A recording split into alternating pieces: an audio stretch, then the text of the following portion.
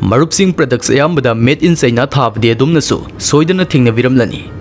Masina takbadi poching adu China da manufacture tawduna leibak asida import tawtuna yonbani haibasi Eikhoina khangmangammi. Mataw asumna Eikhoi gi leibak asi khaknatuna Malemgi tongan-tonganba leibak singdasu yolibani. Piklaba angangi sanafotagi hawraga chawra machine sing fawba China da saduna export tawribani. Aduga makhoi product sing asi mamal hongma maramna Malemgi leibak kyana pamna leinaribani. Aduna ngasidi China Malemgi oina khwai chawba manufacturing factory amasu oiba ngamle.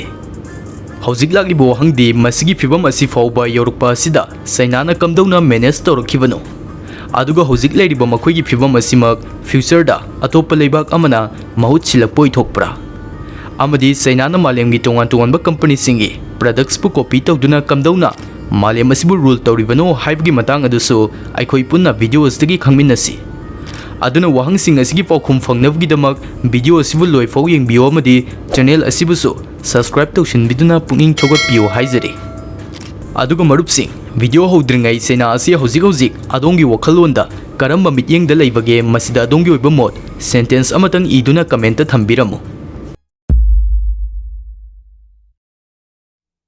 Marup sing 2020 horokpa matam coronavirus ne yangna sandurokpa matam asida malem sinba thungna awaba taki haibasidi Eikhoi loina khangnarba ngaktani.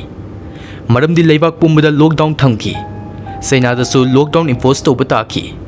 Masda pot thadok thajin toramba dusu completely lepa taki.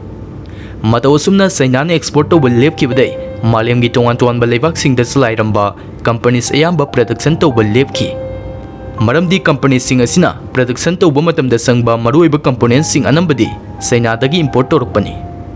Thaudok asina phongna taksare madudi Malemgi ayamba companies sing China da completely depend tawre haibasi.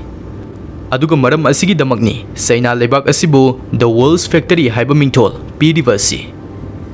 Malem pumbana China gi pochingbu pamnariba amadi leinaribagi maram ama harigadi China na poching adubo yam hongba mamalda fanghalli. Tax fanyam hapsilaba tungdasu Chinese good ching mamal adumak hongna fangi. Samna Eikhoi gi India da sajaba posak amagi mamaldagi faw hongi. Maram asi leibana Malemgi tongan-tonganba company singna China dagi pot leiba pamlibani. Hawjik Eikhoi gi wakhalda wahang amamuk thorei madudi China na pochak khudimak ahongma mamalda Kamdouna semlibano amadi fanghallibano. Hoi maram amakhak natte maram kyani leiribasi. Marup sing asu khanglabduni matam amada China mising khwai yamna leiba leibak oiramlibani.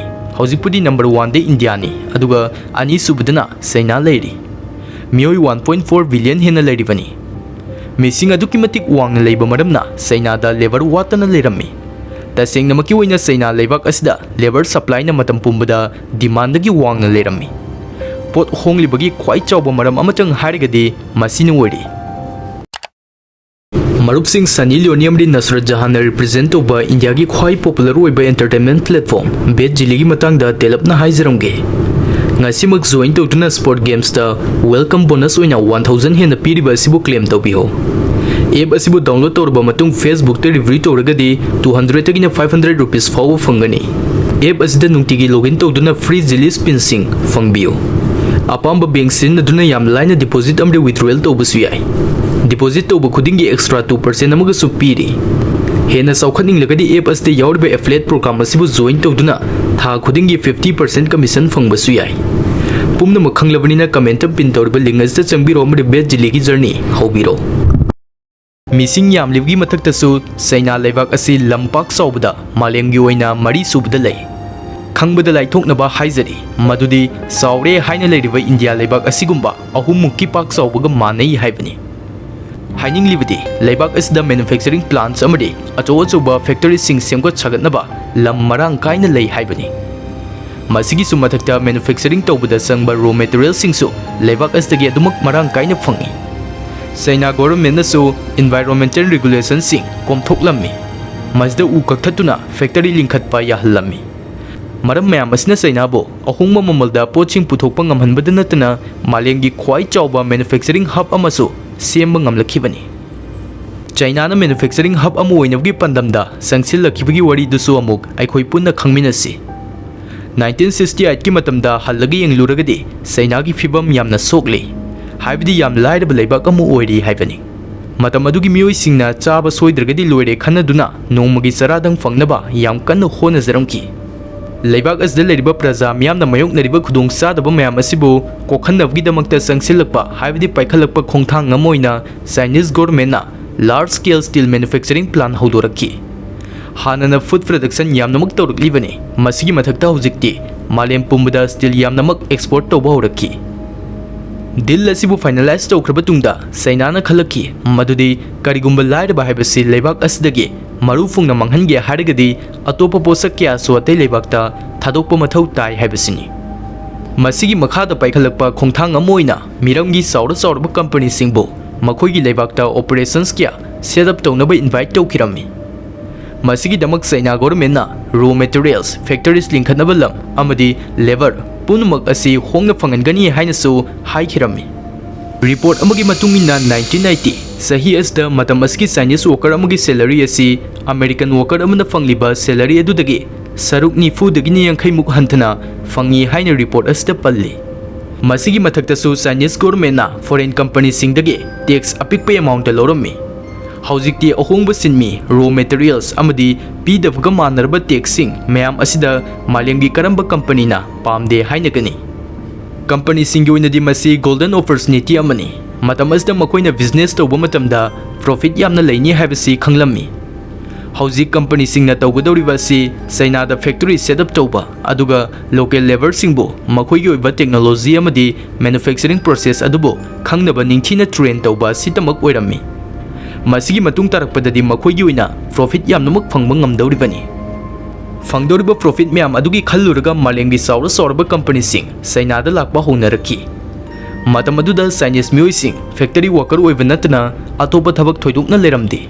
Maram aduna sale yamna fangdrabasu factory worker oiba taraki. Matang asi yam munna tabiyo masda mioi ahum thokna lei.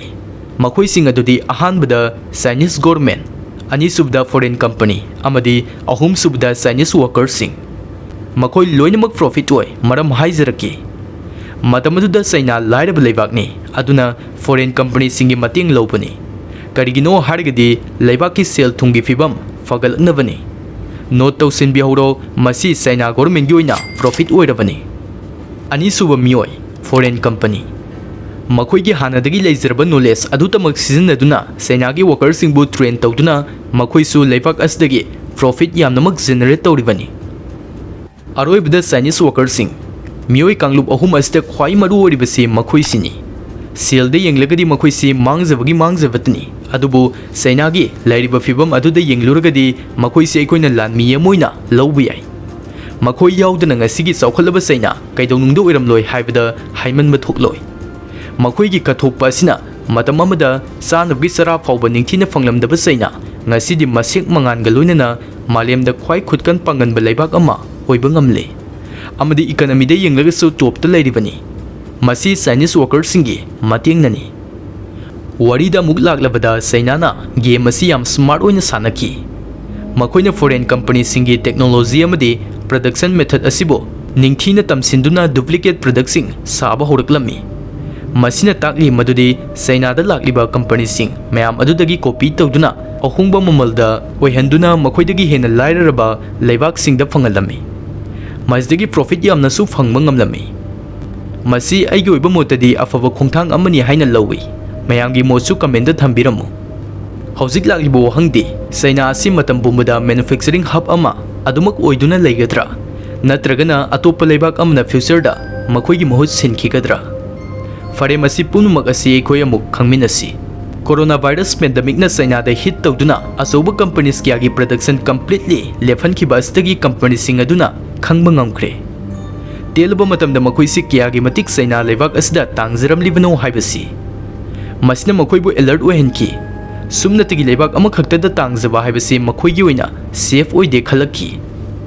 Masi myam si khangbadaidi company myam asi atopa leibak singda oina explore tawba horakki. Masigi mathaktasu hana China gi workers sing honglamba do hojikti hanagu moikhidre. Chawkhatlaba lairik laisu ningthina tamlaba generation haibadi Chinese ki youth singna factory da labor oiba pamnaramde. Kananabu pamluni. Maram asina China da labor masing walaki. Aduna labor charge su wangkhalaki.